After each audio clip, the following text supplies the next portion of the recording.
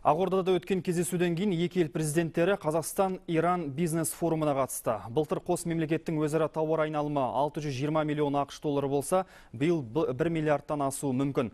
Форум барысында Нұрсұлтан Назарбаев осыны жеткізді. Себебі соңғы уақытта әлемдік экономикадағы ахуалға байланысты Қазақстан мен Иран арасындағы тауар айналымы төмендеді.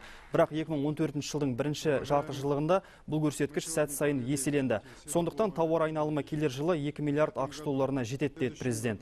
Сондай-ақ елбасы географиялық жағынан алғанда жақын екі елдің ортақ теңіздік шекаралары бұрыннан жалғасқан мәдени гуманитарлық және тарихи байланыстары мен жоғары экономикалық әлеуеті қос тараптың ынтымақтастығын одан әрі арттыруға зор септігін тигізетінін айтты. Форум соңында Қазақстан-Иран бизнес өкілдері екі жақты бірнеше маңызды құжатқа қол қойды.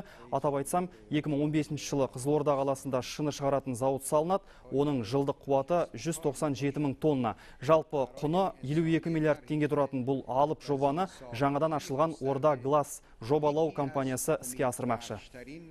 Қызылорда қаласында енді кварц арал жағынан алып келетін болады. Ал ирандық компания келетін болса, біздің партнерімізға ол КВ Глас деген компания Иранда және жан-жақтағы елдерде өте белгілі. Шыны зауыттан шынын шығаратын. Бүкіл компанияның капитализацияны алатын болсақ 3 миллиард доллар.